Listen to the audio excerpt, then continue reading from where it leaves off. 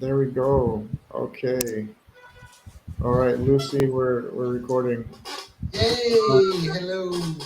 so I kind of want to interview you a little bit first, before we get into some of the questions and some of the things that you've brought up in the Discord chat on the TOE community. Um, can you just give a little bit of a background as to like what brought you into the TOE community and why you're participating in it? Yeah. So I'm Lucy. I'm from Brazil. I'm 40 years old. I have been a computer programmer most of my life. I've been married twice. I've lived in several different countries, in a couple different continents. I do music production. I was a DJ for 5 minutes. Please find Luci Waves on your favorite streaming platforms. Um, I've done a lot of different types of arts, movie stuff. I've done stand up comedy. I've done improv groups, some drawing and painting. And now I'm living currently in southeast Brazil near Sao Paulo. And I got into the community from general YouTube browsing for podcasts and consciousness and the subjects. I don't actually remember how I found out the Kurt one specifically, but I've been into podcasts for a long time now, more than decades. Decade singular.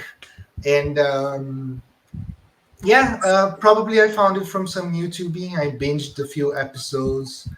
I like Michael Levin's one. It's probably my favorite. He's a very admirable scientist, although I have some qualms. Mhm. I would have some questions for him as well. So, Michael Levin, if you're watching by any chance. Yeah, that's how I got into the community. And I've been, checking out the people from the contest that they had, the first contest. I watched first Tyler Goldstein's, then Daniel Varga, and now yours mostly. Plus, I've brushed on a few.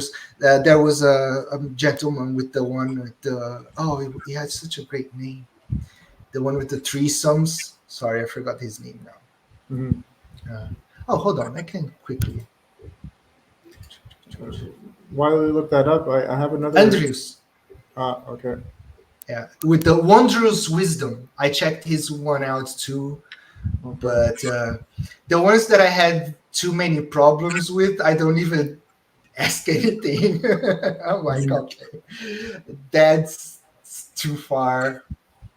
Never mind. Because I think that the most important, not important, I don't want to sound self-aggrandizing. I mean, usually the thing that gets me is definition of existence, definition of what is true, Mhm. and linear time. The ones that depend on linear time, I'm like, oh, dude, sorry. Come back when you get that time is not linear. Because to me, it's like, and the ones that say they are objective. I have a React video to Tyler Goldstein's React video. So I Mhm. already did the React of a React. Yeah. um, Meta. and Very meta. yeah, and he says, like, on his definition on his website, he says objective observation. And then it looks like he's just throwing away everything that's subjective. And I was like, how? I agree. And before we get deeper into this, I just want to continue asking a little bit more of a deeper question because the first question was, how did you become part of the community? I want to probe a little bit more and ask you, how did you get interested in the things that we talk about in Theories of Everything? Like you said, you had some spiritual experiences, and you're also a programmer, which I've met a lot of programmers who have philosophical ideas about the nature of reality and also have experienced spiritual experiences just purely from programming. So I'm curious a little bit more. Can you give a bit more detail on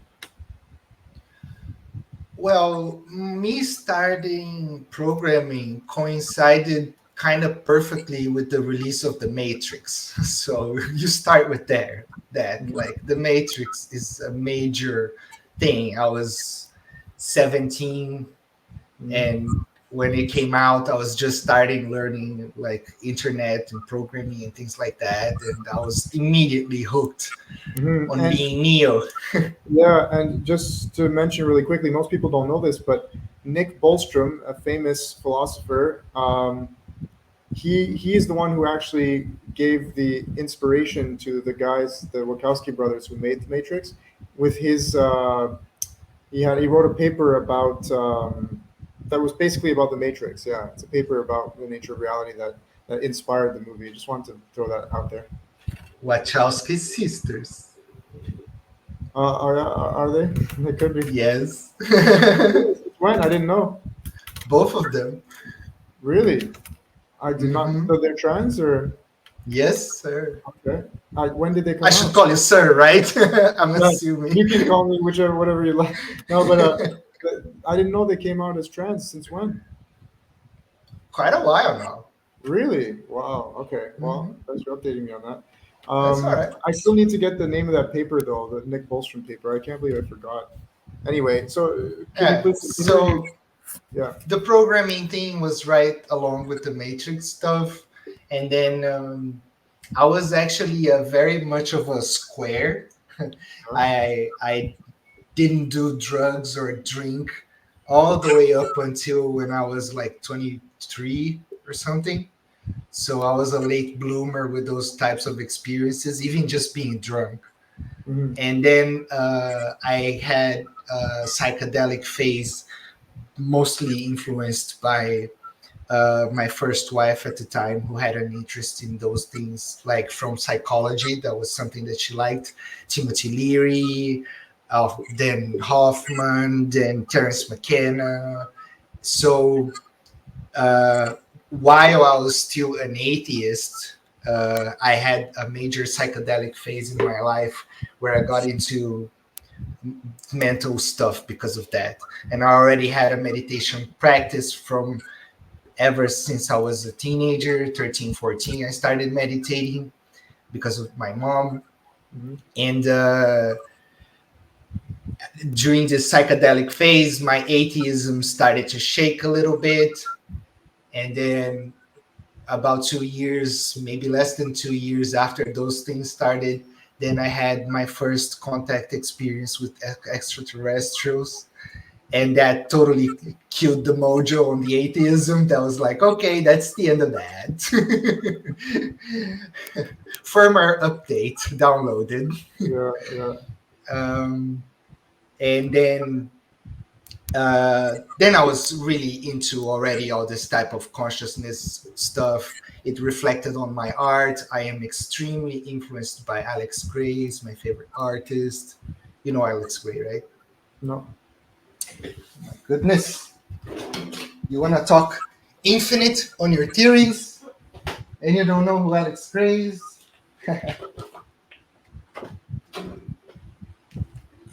This guy. Oh yes, yes, I do know it. Yeah, okay. You show me the photo, but sometimes with names I forget. Yeah, yeah. That's the dude who does like ayahuasca art, right? Yeah, yeah. Yes. Yes, of course. Alex Gray, of course. It's called Um, visionary art. yes, yes. Okay, so if you don't mind, just because we discussed it a little bit before we started, we discussed identity.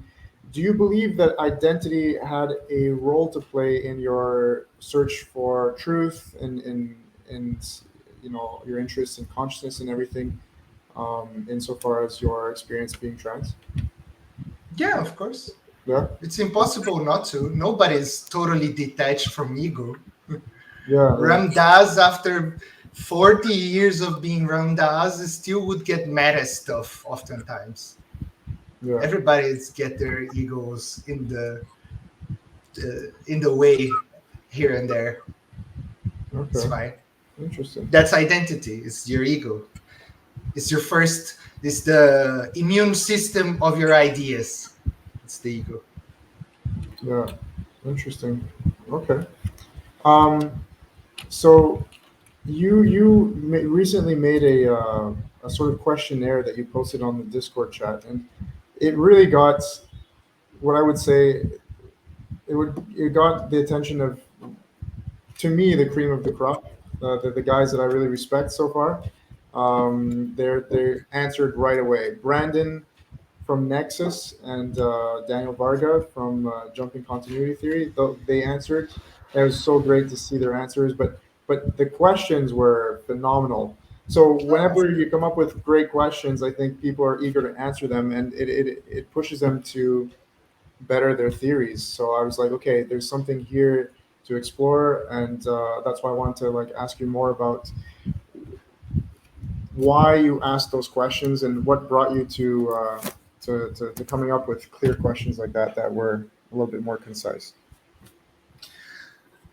well, at the bottom of it, it mostly comes from a lot of Terence McKenna Hmm. and his work about language, because I honestly think that language is the most fundamental thing, and that there are only two different types of truth, and they are very clear to me. Existence has a very clear definition, consciousness has a very clear definition. I don't see all these hard problems floating all around with all these ontologies and stuff. I think that a lot of people seem to take a lot of joy in overcomplicating stuff. And then uh, there is a very big issue with what are these things are for, because I heard a couple of very worrisome terms that like move towards uh, eugenics and imperialism and globalization and like some weird stuff in the mix. That's why one of the questions relates to the indigenous peoples of other places, because I think that one of the things that a lot of the people in the community have in common is that it looks like the end result is that their theory is going to be so excellent that everybody's going to see that it's obviously perfect, and you just do the math, and now you let's all take this and run with it. it's Hmm. it's kind of the feel that I have. Yeah. Like this solution is going to be great and obvious, and everybody's going to see how obvious and great it is, and then it's going to save human civilization Hmm. and things like that. Yeah. And but don't you think that that's what is there a difference between that being the goal and that being the belief? Because I do think that that is the goal for a lot of the community, and it's a noble goal. Wouldn't you agree? Basically, my it's in my react to Tyler's video. It's Hmm. the point where, oh, we have to maximize human freedom. That's the little bit of a I call it your Godel question, because it reminds me a little bit of the Godel stuff in mathematics, where, okay, if you leave the little door to maximize freedom, then you must allow people to not adopt your system at all if they Yeah. don't want to. Exactly. And then how, so what? What's it going to do? It's not going to do Yeah. anything. People And won't adopt it, and then now it makes sense to me why you don't like it when people leave out subjectivity, because this is what my philosophy is about. Now I do agree that I think there's got to be some kind of philosophy or idea or mechanism at the very least that can make people compatible. I don't personally, that's what my theory is all about, balance and compatibility. And in fact, to show that everything is compatible, that there are contradicting beliefs out there, from the indigenous who believe something, to the Christians who believe something else, to the Jews, to whatever, Buddhists, Hindus. In fact, if there is one shared reality, then it's really just about showing everyone that we are in a shared reality, and that there's no need to force everyone to believe in the same thing. And that's the goal that I think would be noble. Would you agree have you there? seen have you seen my video shared reality is tiny? No, I just recently, so like I said, I've just moved to Colombia, so I stopped participating in the community and watching everyone's stuff. When I did check you out, though, a month ago before I left, you didn't have any content, and then today when I checked, it's like, oh cool, in the last month while I've just been trying to set up my new life here, you put out a lot of stuff, so I have a lot to check out. But what was it Yeah, about? the thing that people call the outside, Mm-hmm. the thing that materialism likes to use as a boundary to define what exists and what is real. Yeah, It's a tiny, tiny, tiny, minuscule part. yeah, There is no outside, people. yeah, yeah. I There's agree. no outside. There's not a thing that's there. It's just all here. So that boundary is exactly where I play. I try to play on that boundary in a way where people will find themselves just from one side where they believe in the space-time construct being the only limitation, and then just whoop, find themselves in on the other side, at some point. So like this is the only thing that I would say is a little bit. I hesitate to use the word disappointing, but I have faith and I do believe that the community is going to start getting a little bit more serious about consciousness based theories, because the material reductionism, like you mentioned Donald Hoffman earlier, they continue starting to use more esoteric terminology because they have no choice. They're starting to understand that consciousness is going to have to be something to be dealt with, and you're going to have to go beyond space time and physics to really start to understand things. And that's why, like, to me, I'm surprised that guys like George Ellis, who's a South African philosopher and astronomist, an astronomer, sorry, and he talks about possibility spaces. So it's beyond physics, but there's still a space and it has to do with possibilities. How is that different than consciousness or pure chaos or void or whatever? It's just they need to use scientific terminology because, of course, if they start to use woo-woo terminology, then all of a sudden they're discredited, right? So it makes a lot of sense. Spoilers: the woo's gonna win. Yes, spoiler alert, the woo is going to win. But Have you then, seen Have you seen the comparisons of the visualizations they have of quantum fluctuations and Buddhist mandalas? no, that's really The cool though. Buddhists have been seeing the quantum fluctuation being split out by consciousness as all that stuff Yeah, using just meditations for like 3,000 years now. yeah, And yeah, then now that the scientists have like the actual measurement and how the stuff looks like, it's just all Buddhist mandalas. yeah, It's just the yeah. same. Well, I didn't know They've that. been seeing it like here. Yeah, see, I didn't know that about Buddhism, but I believe what you just said, the same statement I believed about the Hindus. Hinduism has the closest, to me, description of what reality is. Atman, Brahman, like it's incredibly accurate. And in fact, I think what people don't realize about meditation and yoga as well is that this stuff is a science. It was a science from the very beginning. It's not just about you know tr- transcending thought so that you can feel happier and cease suffering. No, no, it's about understanding and playing your subjective part in this grand universal God consciousness reality, or whatever. So I totally agree with you. Okay, getting further into the questions, you've asked a few really good ones. Let me see. Maybe I should share my screen Thank here. you. I feel very flattered. But it's true, and I give credit where credit is due.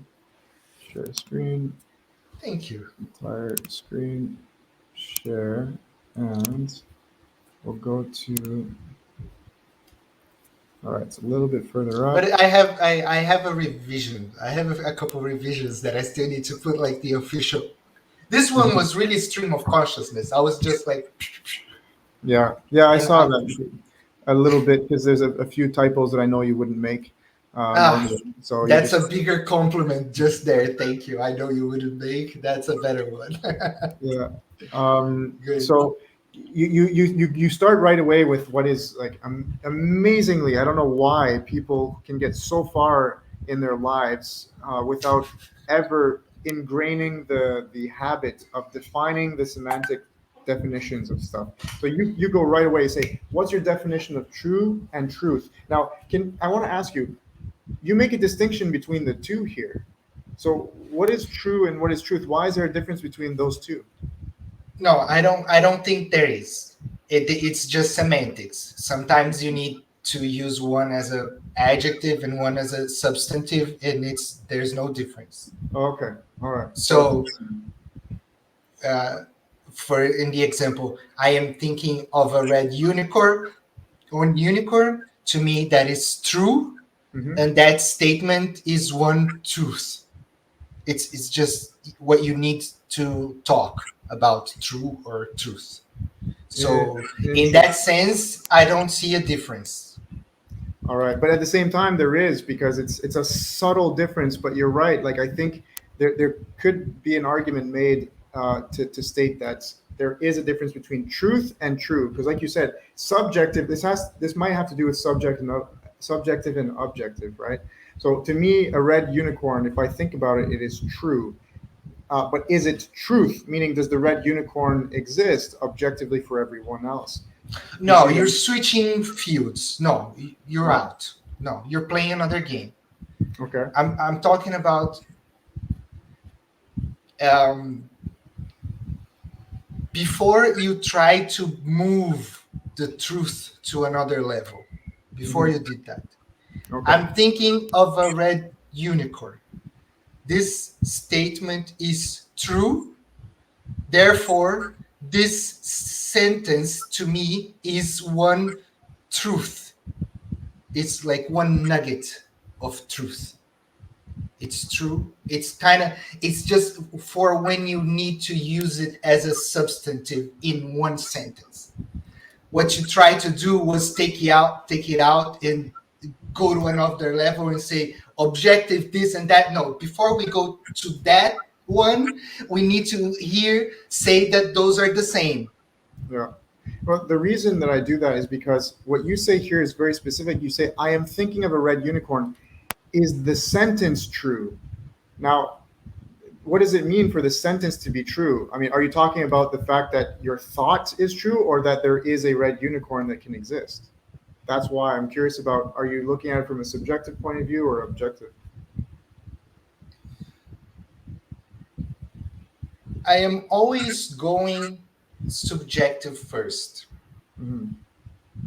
The objective to me is like such a tiny little ping pong ball in the universe. It's very small. The thing is, um, when we start, I just want to make it clear that I only use those two words differently in the question because I know that other people may try to say they're different things. Okay. I'm just saying it's not my statement because if we start to pedal backwards too much, we're not gonna have a too much of a conversation. I just want to say, to me, those are different, and if you want to continue, those sorry, to me, those are the same. And if you now want to move the subject and talk about what's objective, the difference of objective and subjective and these other things, we can go that way Okay. I understand. So, okay. So because you there's want to make 12 sure more that questions. you're, I understand now. I understand. You want to make sure that the meaning, the content of the word truth or true or To me, is the veracity, same. anything that has to do with like all the synonyms, is we're talking about one thing here, so that we can get started with a proper definition that is rock solid. Okay. So what would Yes. your answer be to this question? Is the sentence Truth is whatever any conscious being says it's true. okay? That's my definition of truth. Okay. It's Um, it's like the most the says doesn't have to be out loud. It can be just in your own mind.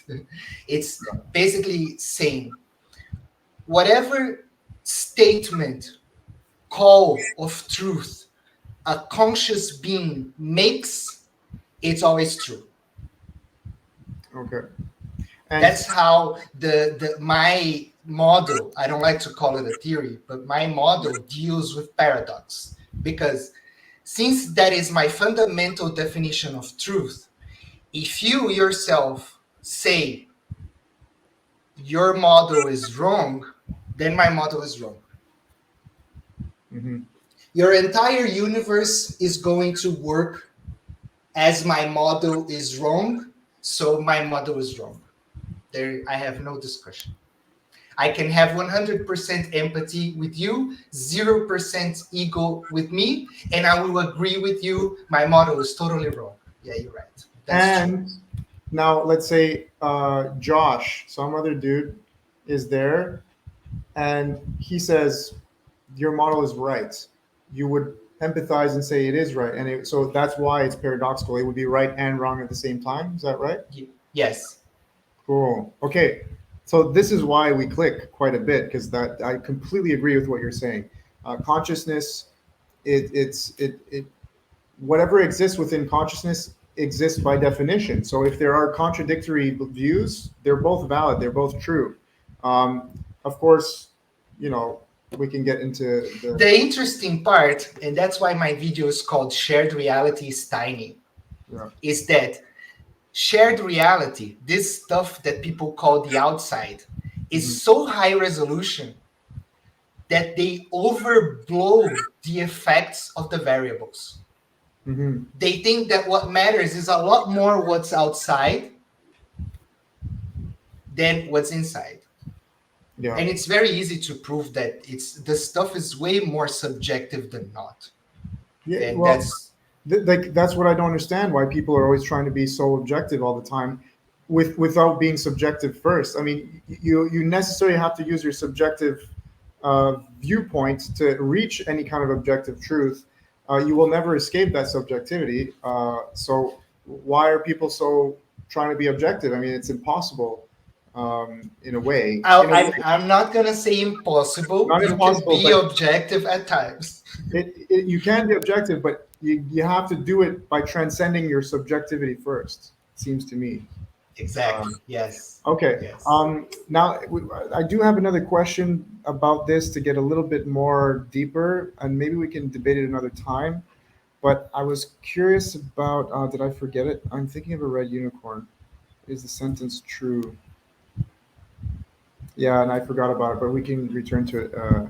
Then your second question here was, what is your definition of existence? And I'm curious what yours is. I think that this is one of the simpler ones, actually. Okay. Actually, this made me reminded me what I want to ask you. I was going to ask you because you said language is primary, right? Am I correct there? Yes. To Okay. me, it So, is. is thought? Would you consider that a piece of language? Yes. Okay. All right. Very good. Thought is mostly, it's like asking me, would you consider a building a piece of cement? Mhm. It's the same question. Okay. Can you repeat that? Sorry. You said if I would consider thought a piece of language, Yeah. and I said it's just like saying a building is a piece of cement. It's part of the structural thing. Okay. Okay. All right. I understand. You can have a thought without language. We can go there, but even still, you're gonna have at least one duality, and we can go there. But my definition of existence is anything that has a potential to participate in an analogy. This comes Ooh. from this comes from Douglas Hofstadter a lot. There's a very good YouTube video by Douglas Hofstadter, analysis, an analogy as the core of perception. And basically, our thoughts, they are all analogies, one on top of the other. Analogy So to what? comparison, any comparison. Basically, existence is anything that we can talk about. Anything that we can talk about exists. Yeah. Yeah. Because it generates. It's like inductive. It's Um, a pointer to infinity. Our imagination is a pointer to infinity. We can point at any side of infinity and say, "Oh, there goes a red blood cell called Tim that loves to watch Baywatch." So Yeah. That doesn't make sense, but at the same time, your mind is incapable of not producing the object. Just by me speaking it out loud, your pointer goes there. You would have to be insane mental training to fail that exercise. And anybody can do it, anybody. Children can do it to you. A children Fascinating. can tell you, here's my lipstick. It works as an accountant. And then you have a lipstick that works with an accountant, as an accountant. That exists. One Interesting. other good exercise that one of my guides told me is this, to try to visualize this. Imagine two objects, A and B, right? They are in completely different universes. The universes have different laws of physics. Their universes are on different timelines. Their universes are far apart and are never going to meet. They're completely different entities. They don't have any properties in common, and they will never share any information, any experience whatsoever. What do these two things have in common? I I'm sorry. I'm still mind blown by the first thing you said about the analogy, how everything is analogous to everything else. So I can you reformulate it again? Your question? Imagine two objects, A and Yeah. B. Hmm. They are completely separate in completely different universes, in completely different timelines. They don't share any properties. They're never going to meet. They're never going to exchange any information. They are complete and totally different and unreachable to each other. What do they have in common? They both exist. Why? Well, that's a question I cannot come up with. The thing that they have in common is that they are participating in this question. They are part of an analogy. We are Ah, comparing them yeah, yeah, and trying to figure out, and the only possible thing that you can have something that doesn't do that, yeah. that's existence. Wow, that's phenomenal. Because like, you've just come up with a thought experiment that makes consciousness the axiom, like that makes it clear how consciousness is axiomatic to everything that can exist, all of infinity. That's brilliant. That's brilliant. I understand exactly what you're talking about. Yeah. Okay. See, that's something I've been trying to express in different ways, but that one is, yeah, that one's pretty exciting. I gotta say, very good thought experiment. Okay, I think we can move on. When things are simple, I mean, if someone comes up with like more arguments, that would be great. I don't need to at this point. I think it's pretty rock solid. Um, let's see, share screen. And the next one was, is there more than one definition for truth and or existence? Then, okay, so I guess we already know the answer to this. Am I correct in assuming that there can't be any other definition than what you just described? I only have one definition of existence. Yeah, That's exactly. the one. Okay, cool. So What then, I truth, I have two. ah, did we dive into that? We talked about the first one. Okay, what was the second? So the first one I said that true is uh, anything that any conscious being can think of Yeah. as true, right? Hmm. So that's the first zero level subjective truth, Hmm. that you can come up with anything and work your life as if that's true. So it's true, right? So solipsism in a way. I don't know that Yeah, to say the yes or term, no. yeah, solipsism I'm is basically sorry. the term for what you've just described. Yeah. All right. The second truth is shared reality truth, is physical evidence proof. It's science. It's the thing that people usually say it's real and it's true. It's the mathematical stuff, it's the measurements, it's what's inside shared reality. Yeah. That this is That's this is also a type of truth. Just like there's infinity between 1 and 2, and there's infinity between 1 and 12, and one is larger than the other, there's two truths. One is larger than the other. But then people think that I want to throw the baby with the bathwater and say, oh, so we just be violent to each other because whatever I think it's true, then I can do anything. It's like shared reality doesn't matter. It's not that shared reality doesn't matter. It's Yeah. just that it's small.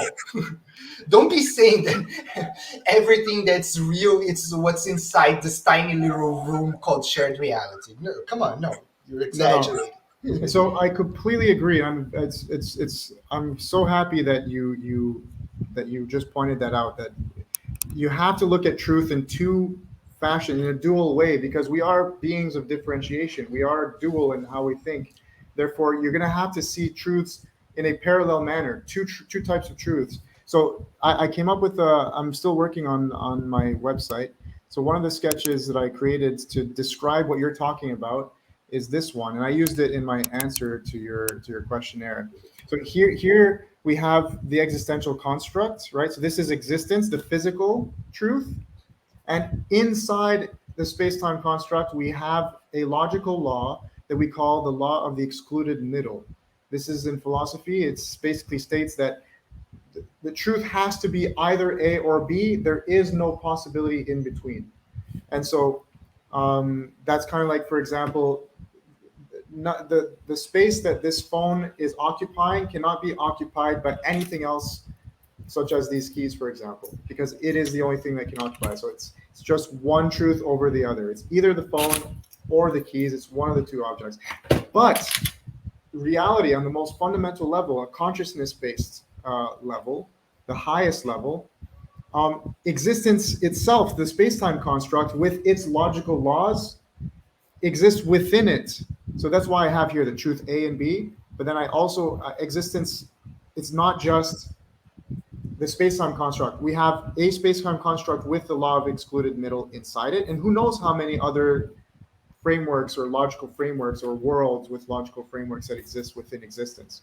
But it might All be of them. super physical. It might be something that's not even physics-based. It's something we can't imagine.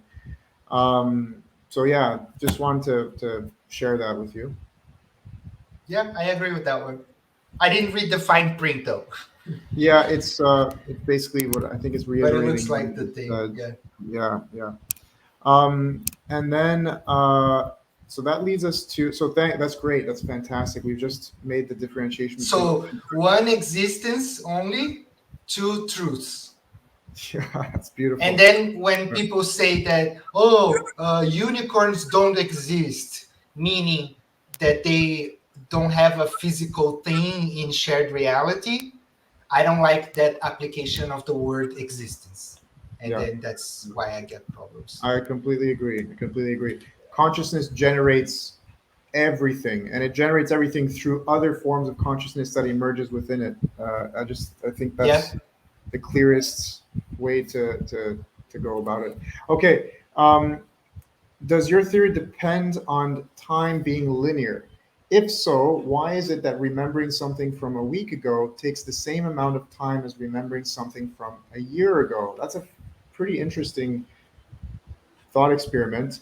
I didn't address that in my answer because I'm just more interested in the idea of whether time is linear, because I don't believe it's linear on another level of truth. So, but can you go a little bit deeper into why you crafted this question the way you did? Just because a lot of the theories seem to rely on linear time, and that's not the whole picture. And science is already there. There are already quantum experiments of things that they measure after the fact affecting something that was before.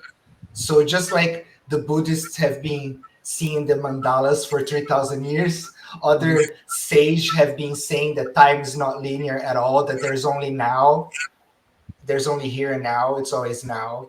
It's never Mhm. going to be then and when. This effect that we see of time going by linearly is just a little side effect of a property bag of a big state machine where time this linear time thing. If you imagine like a whole football, linear time is like a strip in the middle.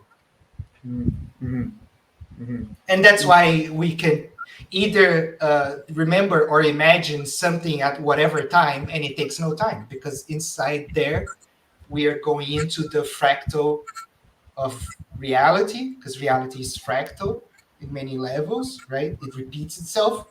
So the level where unity becomes two, the first sacred geometry level, where the I knows about the M, and a whole bunch of levels across sacred geometry, from the first algorithms to the nine dimensions that are all happening here and now. The what we see as linear time is just like a little fat on the outside. It's just there's a whole bunch of state variables going on, and our consciousness are all pointed at many different directions, and we experience this linear time thing very differently. Okay, so that leads us back to whether your subjective experience is true or not, and that's why I say paradoxes are everywhere. Like, actually, in fact, on my website, the first thing that you see, like statement, is there are no paradoxes, which is a paradox within itself. It's like very Mm-hmm. meta. So, like the idea that you are experiencing time in a linear fashion, which is why it is true, but on the highest level of abstraction or of reality, time is not linear at all. In fact, time probably doesn't even exist the way we think it does. Therefore, at the same time, it doesn't exist. So, would you say that this is paradoxical, or at least that the Yeah, I don't really disagree with what you said. You just just kind to of said the same thing differently. Yeah, exactly, yeah. So you see that this is what's great about what you're talking about and how you're crafting the questions and coming up with the answers. Because I've been trying to do it in a way that removes the woo-woo terminology so that we can get people to follow it in a bit more of a logical manner and then realize, okay, so like when someone says the kinds of things that people do in religion or in esoteric circles, I think you're talking about sacred geometry and all that. They usually roll their eyes and they don't want to hear about it. So that's why I've tried to stay away from the terminology. But coming together with you to kind of match up the our two definitions or worldviews to show that, hey, there can be a logical sort of translation for the more esoteric translation or definitions of these things. So it's pretty, Spoiler: the woo woo wins. yeah. So I guess that we can skip over this woo woo question there unless you want to dive into it. No, Yeah. How would your theory wrestle with the concept of samsara? just a question before we go Yeah, before we go to the woo woo. If you haven't watched my videos in it or anything, sure. so if when I say that I had experiences with extraterrestrials, then how does it jive with you? Me personally, Yeah, uh, so I think in the Discord chat, I told you what I felt about that, and because of put it our on tape. okay, let's do it. Actually, let's go straight to it. Oh no, I was gonna say like in your own words now. You don't have I'll to get in my read. words, yeah, but I want to be Yeah. accurate, and I do want to go back to the conversation. So let's go to da, da, da, da. Where is it? We should set up a meeting. Okay, there it is. So I say, here's how I see it. It is irrelevant if it isn't true, meaning you've had experiences with extraterrestrials, in the way that people think that it should be true. Meaning that an actual priest, because you had used another example instead of ETs, you talked about having experiences with a priest that lives in the future, a Brazilian priest, correct? That you have contact with? Yes. Okay, so it's irrelevant if someone thinks that that's not true because they're thinking about it in the one definition of Shared truth. reality. Exactly. So they're not taking into account the other definition of truth, which is the shared reality one, or the subjective one, I should say.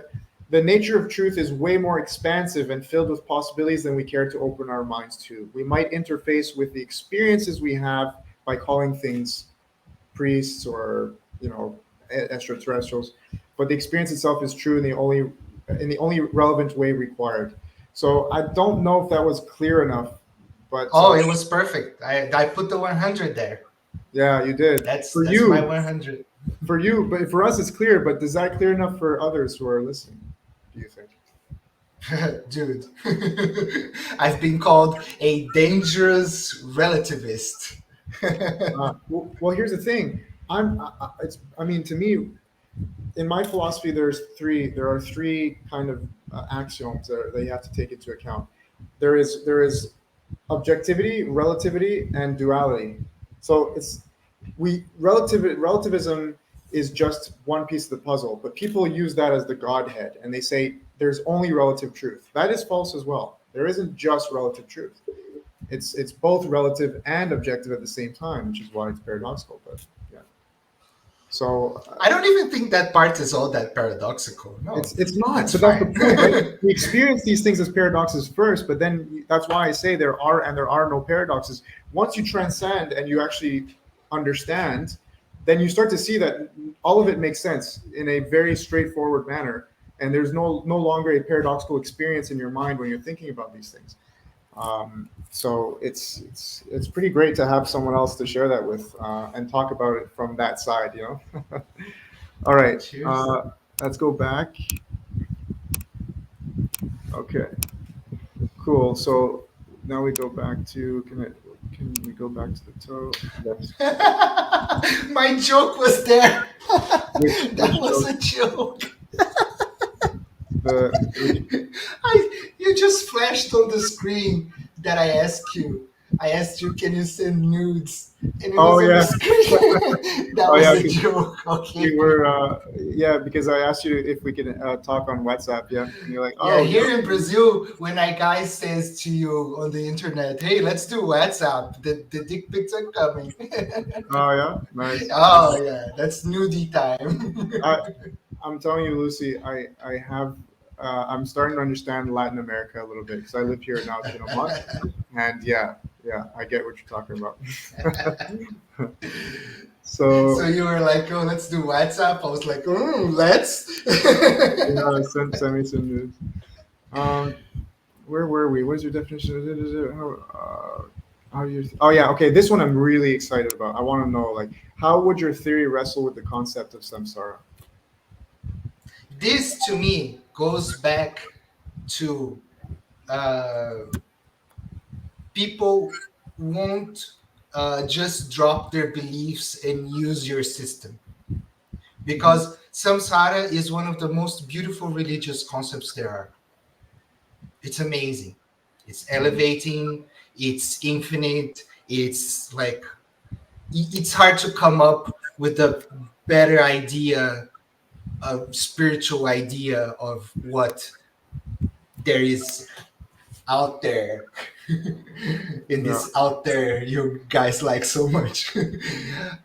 So even if you have like perfect toe and all the equations match and the civilization that you designed is all perfect and stuff, why would somebody drop the concept of samsara to follow whatever it is you're selling? well, because here's the thing that comes to mind after everything we've talked about, especially when it relates to time and how it's not actually linear. It tells me that samsara, the way we understand it, anyways, is wrong because samsara has to do with the cycle. It's as if like existence exists, right? Where is it? Shiva opens his eyes, creates the world, and then closes his eyes after a certain amount of time, which is linear, right? Yeah. So, but to me, the way we should understand samsara, it's not really as a cycle, it's as a superposition. Like the eye is open and closed at the same time. The world is generated and destroyed at the same absolute point rather than time or space. If we want to be extra specific, do you agree? Do you disagree? Or because we I just, agree. I yeah, right? agree Okay. totally. It's, I wouldn't say that it's wrong. It's an amazing spiritual model given that linear time is so strong. Because at the same time that we cannot discount that fundamentally time is non-linear, so Time is non-linear. That's, dude, the news is out. uh, but linear time is so strong where we are in the shared reality right now that we have to take it into account. So, as a spiritual model, samsara is a beautiful, amazing thing because, yes, time is going to be linear, and this linearity is never going to abandon the human form. Down here, where we are working and playing and falling in love with other people, there will always be linear time. Samsara is not wrong at all. No, no, just our interpretation of it is. But then the question is, what is time if it isn't something that occurs after, like it's not a sequential event kind of thing? It's a side effect of the state machine variables. The state machine in computer programming, it's when you have a program, a system, where it's kind of like a box, and then you have variables coming in at a certain rate, basically. It's like a conveyor belt in a factory, right? But it's Okay. not the factory itself.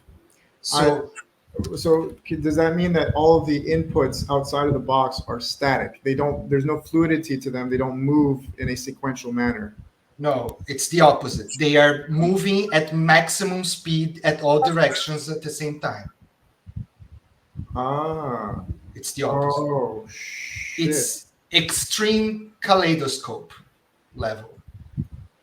Interesting. Interesting. It's So, the elf machines. When you take DMT, ayahuasca, yeah. that's where you go.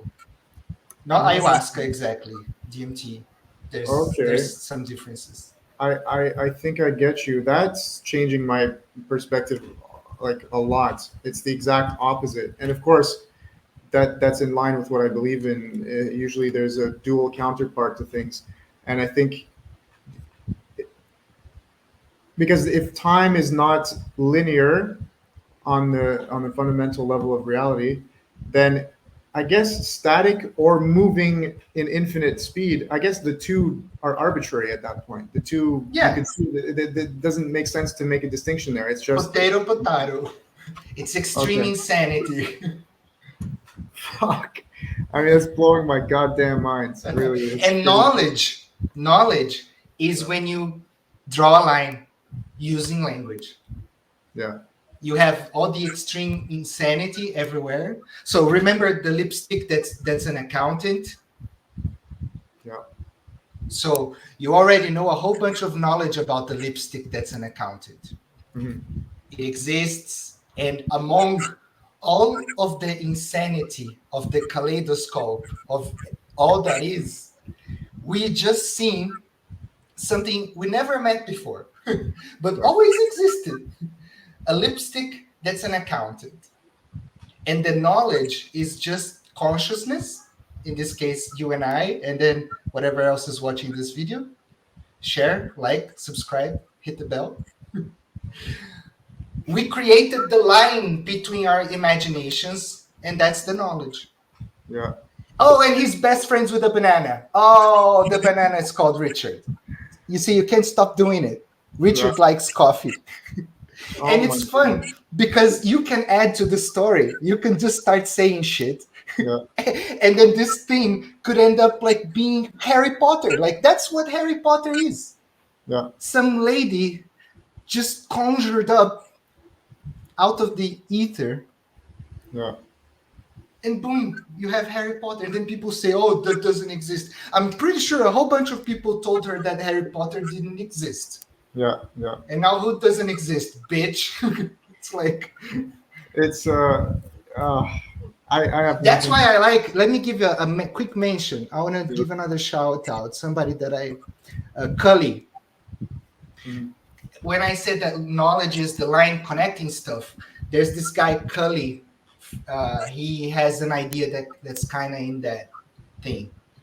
yeah, And it was funny because he sent me a diagram and then I photoshopped the diagram and then I sent it back and I said, can I do this? And then he was like, yes. And then he was like, oh, no, wait, I saw what you did. And then he said, I don't know, let me think. It was funny. It was cool. Okay. So I'm gonna fast forward a little bit through these questions because we're already coming up on an hour, and I really want people to get every answer that you have to your own questions. Let's go back, and I think the next few questions are quite short anyway, but I think they're gonna be humorous, and that seems to be your forte. Oh, thank you. Da, da, da, I have da. stand up on my channel, so watch me for the stand up if anything. That's true.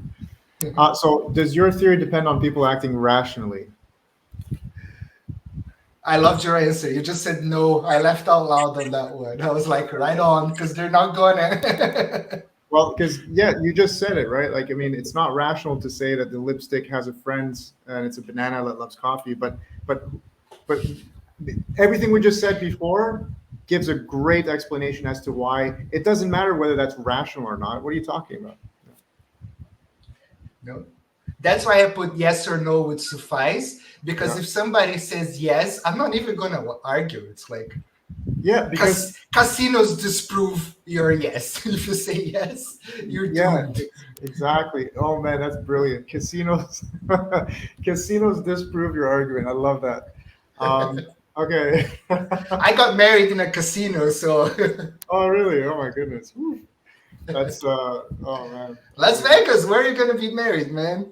I have no clue. I don't like getting married to the government. I might get married under the rituals of my religion, but not government wise. I don't know. Well, maybe I kind of want to have citizenship in a certain country, so we'll see. I'm not going to say which I one. I call Okay. dibs on being the best lady. Yes, thank you. I will. Hopefully that'll happen.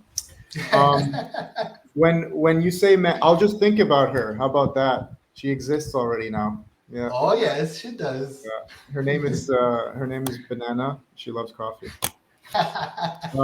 When you say mankind, are you really considering indigenous people like the ones in Brazil or at the top of the Himalayas? You know, people who mostly don't want anything to do with the Western civilization. Yeah, there's people talking about designing civilizations, and that only sounds to me like imposing civilizations, and that's a terrible way to go. Okay, simple. Uh, when you say consciousness, have you had a regular meditation practice ever in your life, and for how long? I mean, you want to be throwing that word around? I mean, Sam Harris did his work.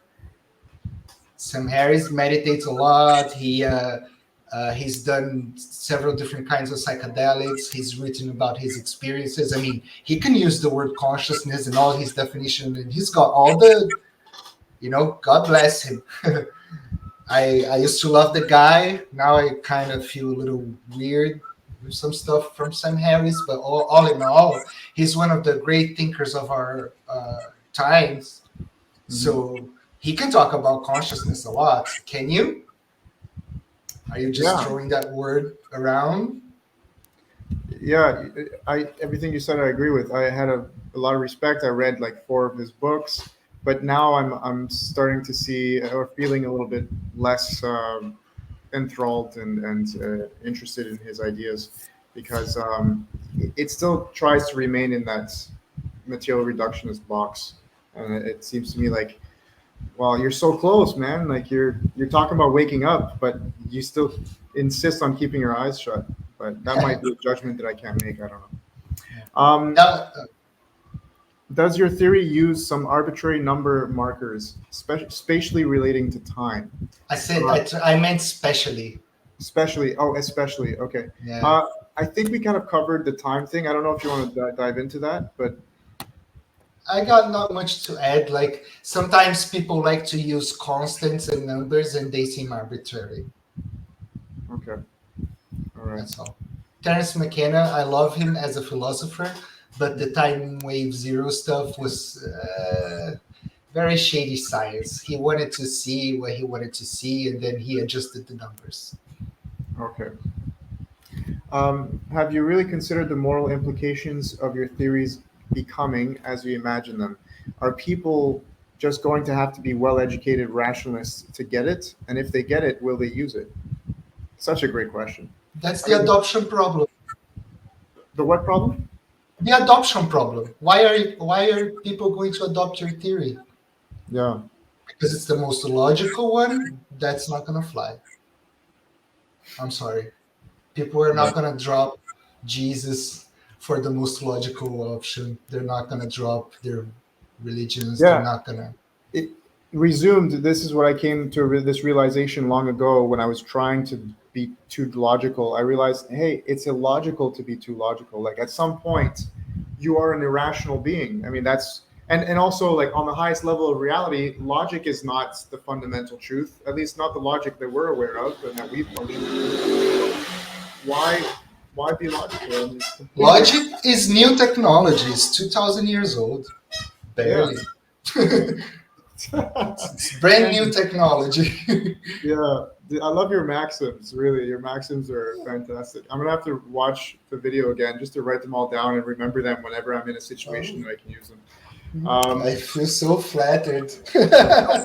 I mean, truly, I'm not the kind of guy who blows smoke up people's asses without a reason. I really, it's genuine. I really am genuinely complimenting you here. You Um, wouldn't miss the target with this one. yeah, well, here's here. Okay, I gotta watch your stand-up comedies now too. Really.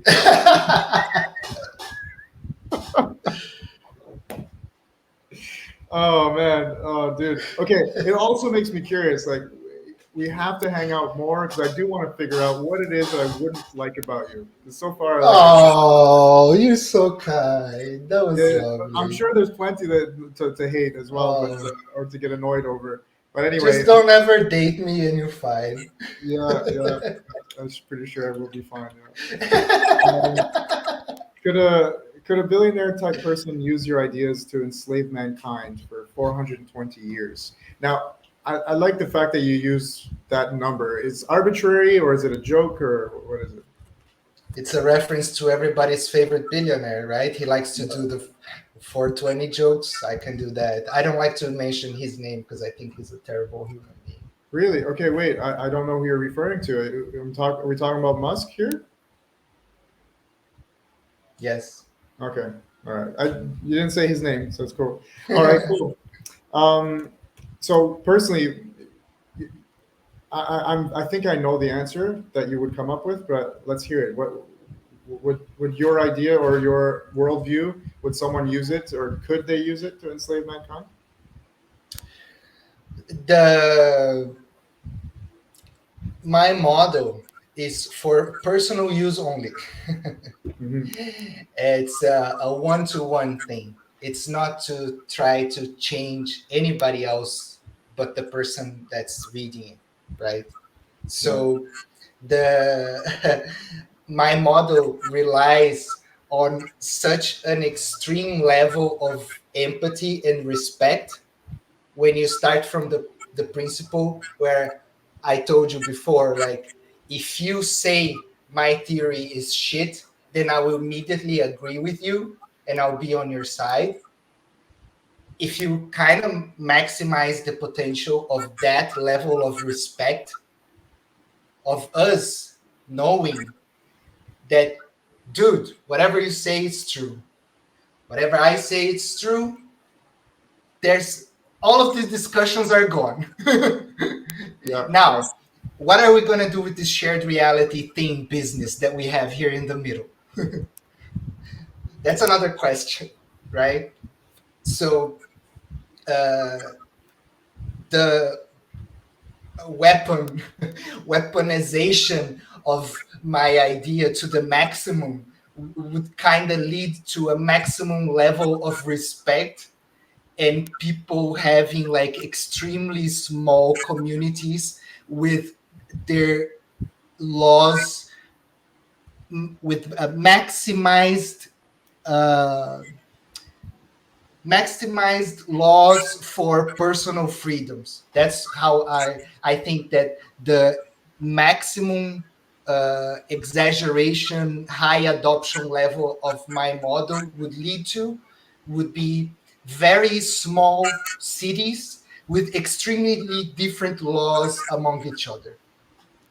So you could have a little village that's totally Sharia law and Muslim, and then you could have another little village that's totally Christian, and then you have another little village that's totally atheist, and their laws could be completely different. And then it's like I said to my video, it becomes a question of, can I go to your place and have dinner there? And we're not even going to talk about any of the stuff that we disagree. It just becomes who has the better music festivals at this point. Yeah. Yeah. Just enjoyment. Because if you have a unit of society that's decent enough to be sort of self-sustainable, and in between them you can have completely different laws, one city is enough for any human being to live a pretty great life. You don't have to have laws with like 300 million people.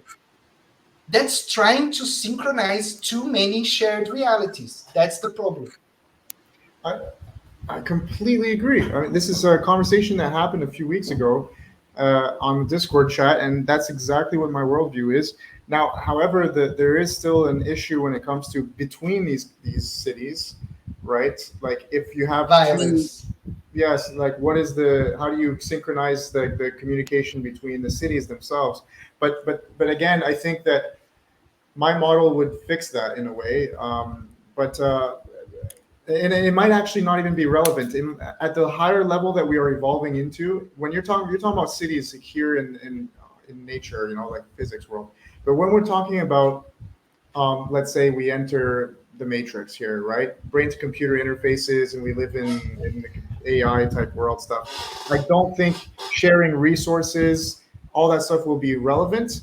Therefore, you know, it will be an age of abundance in that way, meaning that all the things that would be required to cooperate between cities would just won't exist in that way in that world. People will be able to pop into each other, kind of like you can go on my website, I can go on yours, but there's no need for me to go to your website in terms of like resources. Like I won't survive, you know. So, but these things we can debate forever. But I agree with what you're talking about. Shared, trying to cram everyone's shared realities together and force them to behave in each other's shared realities. That is what's truly not logical, and just I don't know why we even try. So great. Historical momentum is my guess. Yeah. Let's see there. We're almost done. Are you are you really open to something or someone completely crushing your entire theory with nothing but a tweet? If not, then one, your ego is too attached to it, and two, you're not imagining an internet that is big enough and probably not imagining that if you were to stretch the Drake equation to its real proportions, it's likely that there are extraterrestrials on Twitter right as you read this, maybe on Discord too. So first, can you just tell me what is the Drake equation? I was going to look it up, and I've heard of it before, but I've never actually looked into it. It's that famous equations that says if like, oh, on the stars that we can reach, if one in a million have planets and one in a million planets have support for life, and in one in a million of those planets you what is it, you have a civilization, and then that civilization has one in a million chance of being in the few thousand years that are here in our kind of our experience, and then you still have millions of civilizations, because even if you after you divide a whole bunch, and the there's another idea where, well, where's all the evidence? We should have seen some type of evidence, right? Hmm. And stretching the equation came from me like double checking that, and it's an equation from the 60s. It's like from 1963, and it Hmm. doesn't even really care for quantum and quantum entanglement. So the first parameter is like the civilizations that are on like radio signal something like reach, and it's already like, okay buddy, you lost, like your equation is outdated because there's communication outside of space-time, so sorry. It's like no. Okay. And the reality of the thing is that there are actually several hundreds of extraterrestrial civilizations uh, in constant observation of Earth. There are at least seven civilizations that are actually open for personal contact if you want to have contact with them. These processes have actually never left Earth. All of the ancient aliens stuff is basically all true. Like before Atlantis, there was Lemuria, and a whole bunch of civilizations have always been here. Because when you think about it, it's way more likely that these civilizations are way, way older, thousands and thousands of years older, and they would have the technology to detect that life is capable of containing life way before the dinosaurs, even. So, any advanced enough civilization would be able to detect Earth, like we're trying to do so much with other planets. So, imagine that times 3,000 years of technological evolution. And then they will see a planet like, oh, look at this little Earth here, there's some, whatever bacteria, whatever is growing here. And then immediately the interventions start, because any civilization would kind of do that. If we do what we do to dogs, we should not worry about what the aliens are doing with the DNA, our DNA. Trust me. They're Mm. more trying to help than not. So obviously there's a whole bunch of them on social media. They just can't say it's them. It's and also because obviously that's kind of pointless. They're mostly just watching and laughing. Okay. Um, so that's something I really would want to dive into and talk about like extensively. But to keep it more to the point of the question, would you be open to someone kind of destroying your idea or your theory? I've done it many times.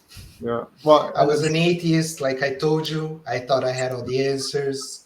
Then I went deep into the meditation stuff. I thought I had all the answers with the spirituality. mhm, Then I had a whole bunch of different gender issues with me being transgender. That broke my ego a lot and what I actually am here inside. mhm, So, dude, thinking that I have the final answer that everybody should just get it and everything would be fine. I've done it like at least 3 or 4 different times in my life already. mhm.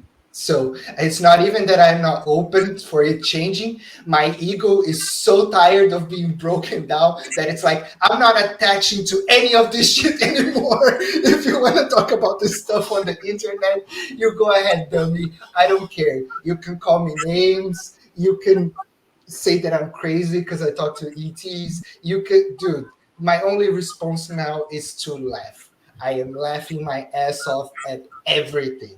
Everything. I had my ego broken just last week. Like finally, like my final political straw when like bleh. And I was like, dude, seriously? I thought this could hold. Yeah. What And was it? so What was it that broke? Can I ask? just being a liberal and understanding communism. I went into a communism rabbit hole and I was like, oh fuck. Um, okay. So now I have Interesting. no political ideas. You whatever do, whatever laws you want to do, and I'm not gonna bother about that. It's actually on the guide that I posted on my Tumblr. Yeah. It was my final political straw. I'm not caring about any political stuff. I am done. I don't care about what the economical system is. I don't care what name you want to give it. I don't care how much taxes you want to, whatever, dude. Do whatever. I am a total puppy to whatever laws are coming my way because Yeah. I am not going to care. I'm going to vote when you tell me to because in Brazil it's mandatory, and I will be done with that. Wow, man. Okay, so like this is it. This is exactly the kind of stuff I want to get into a little bit. Um, like how does your because we talked about at the very beginning. I was asking like how does identity relate to your experience having discovered all of these things about reality and how it helped you get there. And so I'll tell you what. I saw it on one tweet. You want to talk about one tweet? yeah, The one tweet that made me quit being a transgender woman. yeah, Somebody said, uh, "What's his name in English?" Rabbit. The Bugs Bunny. You know Bugs Bunny. yeah, yeah. So somebody tweeted, "My gender now is gonna be Bugs Bunny. I will dress whatever dress I need to make the joke funnier." And I was like, "That's me. That's my gender, Bugs Bunny. Yeah, yeah. I will paint my face. I will be a guy. I'll be a girl for whatever is the most fun, the funniest, and the most full of joy, the most joy I can get out of this experience of being. That's my gender. My gender Oh is man, fun." it's brilliant. It's beautiful because when you take a gender, it's something most people don't think about at all. They're just living their identity, their lives, and so having something so personal that's with you, it's with this body all the time, and it's constantly in your head.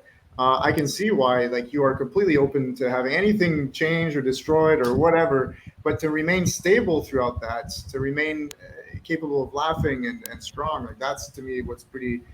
You want It's to break unbelievable. your ego? You want to break your ego a little bit? Yeah, Take some hormone blockers and then use the hormone from the other gender, and you see what kind of trip comes your way. I yeah, did that.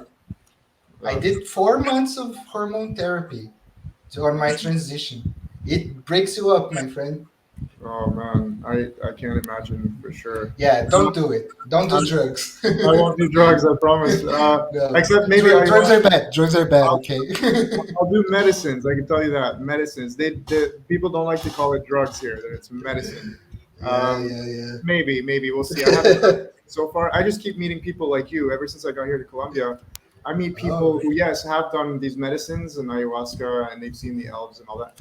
But it all it takes is a conversation with them, and I'm already like mind blown, and I'm just like I feel very enlightened, and at the same time I'm crushed because it's crushing my ego. I'm like, oh fuck, I'm crying, and but I can before we wrap it up, I wanted to ask because you mentioned painting your face, and I think some people will be curious about that. Is there any significance, or it's just fun and you find it interesting and you like it that way, or?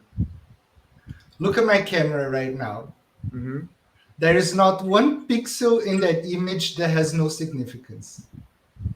I take very, very, very high level care about how everything is organized here. I have my team, I have my mirror. Do you see yourself there? Yeah, yeah. Yeah, everything here is very carefully Oh set my up. God, you just blew my fucking mind. I can't see. Yeah, in the mirror. You do that on purpose, eh? Jeez, that's so well Of calculated. course, I do it on purpose. Interesting. Yeah, Oh my check yourself God. before you wreck yourself. Oh my God. Okay, okay. So there's definitely another, let's say, episode that has to come our way. We have to do this again because, like, now I just want to get into you. We talked about your ideas, but now we got to go Oh, into you want you. to get into me? Yeah, all the well, I'm sure you'd like that too. Oh man, no, but the everything in your room and everything, like your whole journey and the time that you've been through, and You want to know you about the face paint? Is that it? for now we could talk about the face paint, but I'm saying next time I want to hear about the extraterrestrials and you have a guide that you say that you meet as well, and so yeah, but the face paint, is there, what's the significance of that? It's my dragon. I have 5 concurrent lives as dragon beings, and they showed themselves to me on the 11/11 event in Argentina last year. Hmm. So they showed their colors, their significance. They took me for a ride, and I became connected with my dragon family because these are not past lives. Past lives is a linear time uh, idea. They're actually always concurrent lives, and they're about resonance and stuff. Uh, so these are 5 concurrent lives that I have as a dragon being, and this is like my dragon energy. So I pick the color, the things that I do kind of have a meaning. So yeah, Interesting. I like that. So yeah, it seems to be like what it's happens my when, dragon energy. yeah, Ralph. it's but the ritual, like this is to me a religion. You're practicing your own religion in a way. Starting to, you have symbols that represent what, yeah, what you believe in. Thank you so much for your time, Lucy. I really appreciate it. Thank you for the co-creation of this interaction. Uh, the shared reality here was amazing.